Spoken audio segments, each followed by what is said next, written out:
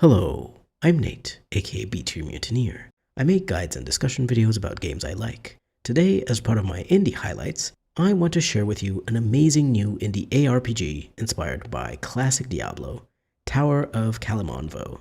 The game has you choose a character with some starting gear, and after that you are thrust into the eponymous Tower of Kalemonvo to fight all sorts of weird enemies, scavenge for gear and spellbooks, and more importantly potions, while you try to survive and reach the top. It was released very recently, as of posting this video, on March 28th, 2025, and the solo dev has already been fixing bugs and adjusting things based on player feedback. It is very clearly a love letter to the classic ARPGs, especially Diablo 1, but even as a huge Diablo 2 fan, I got that good hit of nostalgia and felt very much at home in the game. Before we get into my thoughts about Tower of Kalemonvo, I want to take a moment to say a special thank you to my members who help keep this channel running. I'd really appreciate it if you'd consider joining the channel as a member to support me and unlock perks like early access to videos. Joining is very much appreciated, but not required. I am always thankful even if you just take the time to like the video and maybe leave a comment. Back to the video. First off, I have to admit, I never played Diablo 1 because when I was a little kid, Diablo 2 was the big thing. My older cousins were playing it and I absolutely loved watching them play, helping them press various buttons for abilities or highlighting loot. Later on, they even taught me how to play it and I made an iconic character with an original name that I still like to use today in various games. Jeller the Barbarian. What I mean to say with this little story is that despite me not playing Diablo 1, I am absolutely in love with the vibes of Tower of Kalemonvo. I really love the fact that you can't just get back to town and must scavenge for better equipment that's limited to your inventory space, and only very rarely get to trade a limited resource for gear at a merchant. Otherwise, you're on your own, and this challenge is what makes the game fun. Even though I'm quite bad at it, I'm still enjoying it very much. I haven't had as much time to play it as I wanted to because I got a second kitten, but now that she's more settled in, I can't wait to get back to it. I'll take you through the gameplay of Tower of Kalemonvo so that you can get a good idea of what it feels like to play. In the beginning, you choose one of two characters who are only different visually, so feel free to choose whoever you like. Name your character, and pick two starting items. There are also options to make the game even more difficult, but I personally doubt that I'll ever get good enough to attempt them. Still, I appreciate that they're there because I know that a lot of ARPG fans enjoy making the game more difficult after mastering it. After character creation, you start your journey through the tower. The levels are mostly procedurally generated, I believe, other than a few set pieces with boss fights and the like, so it keeps you on your toes. No idea if there are any particular rules to the level generation so that you can figure out which direction the exit is, like in Diablo 2, but if there are, I'm sure someone will eventually figure it out. So far, I tried out an archer build, which I sucked at because I generally suck at playing archers, and a weapon and shield build, which has been going much better because I'm way better at melee builds. I've only dipped my toes a bit into magic by using a wand on my melee character for a ranged option every once in a while. No spellbooks yet, though I've seen magic can be really powerful, maybe even a bit OP, in a video by Prophet Ezekiel.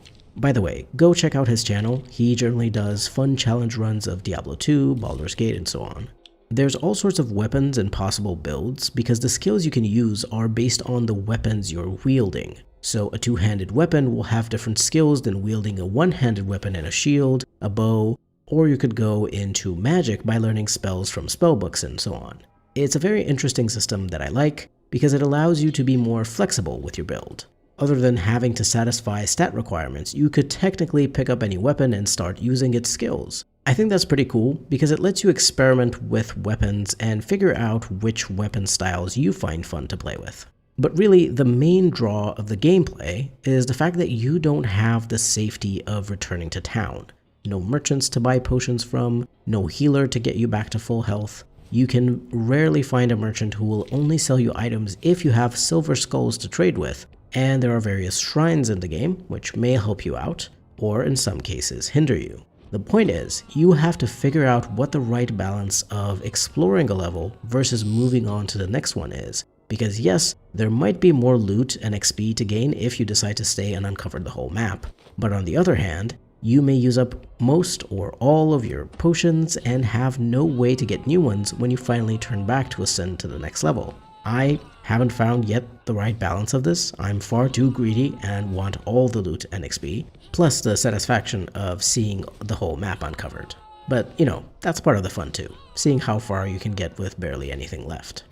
In terms of progression, when you level up, you really only do one thing, which is allocate 5 points to your stats. The stats are Strength, Dexterity, Agility, Constitution, Mind, and Intelligence. Interestingly enough, Dexterity and Agility are two different things.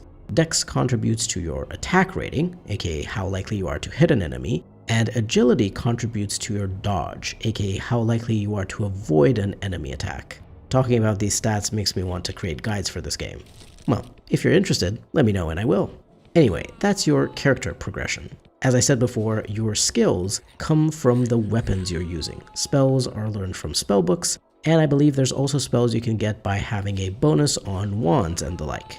The weapon skills, called combat arts, seem to be 6 at most based on your weapon style. Not sure if how many skills you have in the list are dependent on the quality of your weapon or something like that. I just noticed that the overwhelming arts for a two-handed trident only had 4 skills, whereas the balanced arts for a one-handed weapon and shield had 6. Each of these combat abilities has a cost, either mana or health, and can be equipped to use whenever you right-click, or whatever else you set that button to be. Each ability also has a stat requirement you need to reach in order to unlock it. You can actually unlock combat arts by getting bonuses to stats on gear, but once you remove the item with the stat bonus, you obviously lose access to that ability if you have less than the required amount. When you wield a wand, you don't get any combat arts. Obviously, a wand is a magic projectile shooting weapon, not something you can do combat tricks with. But you can find spell books which allow you to learn new spells if you have the required intelligence. I've seen spells absolutely destroy enemies, and of course the area of effect damaging ones are extremely powerful, as in any game. But I do think you can absolutely play with whichever weapons you prefer, as long as you're relatively good at fighting in that style. I'm personally a melee or magic player, but I do absolutely think that Archer is a great playstyle if you can do it right. I am just not one of those people who can.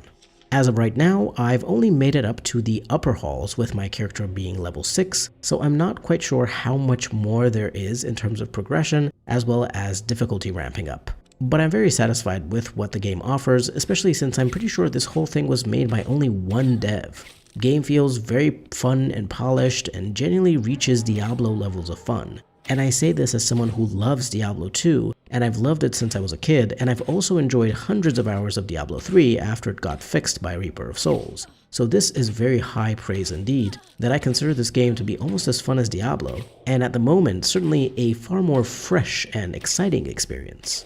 Finally, let's talk about the visuals and vibes of the game. The atmosphere, the vibes are 100% on point. It's very clear the dev is a fan of that classic oppressive Diablo atmosphere, and they've managed to capture the essence while Kalemonvo still feels like its own thing. There's ominous music in the background, all sorts of strange sound effects, great enemy noises, lots of freaky surprises like mimics which ruin chests and barrels for you forever, since you will always be afraid that what you thought was a great and harmless sort of loot might be a horrible monster instead. However, I do have to caution you that the visuals, as you may have already seen if you've been watching the gameplay footage, are not particularly spectacular. Not that they have to be for an ARPG like this, but while they grow on you as you play the game, the visual style can be quite off-putting at first. I admit that I had initially seen Tower of Kalemonvo on my discovery queue, and I'd ignored it very quickly, after tabbing through the screenshots and seeing a visual style that was not as good as I usually look for. In particular, it just looks a bit too disjointed. It's not about the quality of the assets, it's that some of them look in a certain way, while others seem like they could be from a different game. The gear on your character in particular looks a bit weird, very simple and colorful in a way that doesn't match the models of the enemies. Your character ends up looking a bit like a clown, I'm not gonna lie. And compared to some really cool looking enemies like the cultists, it feels a bit weird for Bobo the Clown to be running at them with an axe. As I said though, the visuals grow on you in time. Though of course I'd still prefer for my character to look cool rather than funny. Maybe if the colors were a bit toned down to fit the rest of the game's palette, it would be better. I'm mentioning the visuals as a negative here both as a bit of feedback for the dev, but more importantly to explain why maybe this game isn't getting as much love as it should.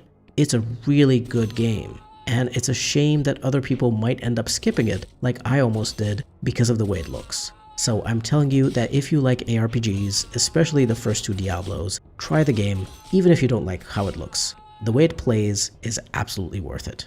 In terms of story or lore, I can't say the game has much to offer so far, so that's why I'm not talking about it in a separate section and just including it here as part of the overall vibes. There's little conversations you can have with a few characters, some notes you can find strewn around, and they're interesting, I won't say they're not, but they didn't blow me away either. But the thing is, they don't have to. Tower of Kalemonvo knows the type of game that it is, and it leans into the strengths of an ARPG, which are the gameplay feel, the loot, the progression, and the atmosphere. I don't think anyone really played Diablo for the story, let's be real here. The cinematics in Diablo 2 were cool and all, but the reason why people put so many hundreds or even thousands of hours into it was because the game was fun to play. And Tower of Kalemonvo is just that. In conclusion, Tower of Kalemonvo is a fun and nostalgic ARPG inspired by classic Diablo, which succeeds at doing what its inspiration itself hasn't been able to do since Diablo 2, which is capturing the feel of the early titles.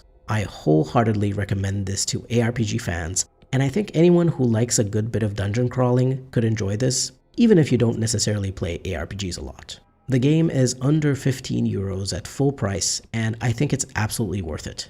At the time of recording this, there's also a demo available, so if you're on the fence, go try it out and see if you enjoy it. There wasn't much for me to say about performance, so that's why I didn't mention it in a separate section. No crashes, no major bugs, and this was with me playing on the first day it released. I've seen the dev has already made some bug fixes, so it's in an even better state now.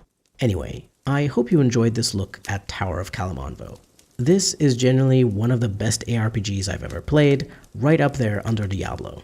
Please do give it a shot. If you're looking forward to more videos about games I like, do remember to subscribe and leave a like and comment while you're at it too. They really help. This has been B-Tier Mutineer. Thank you very much for watching, and I'll see you next time.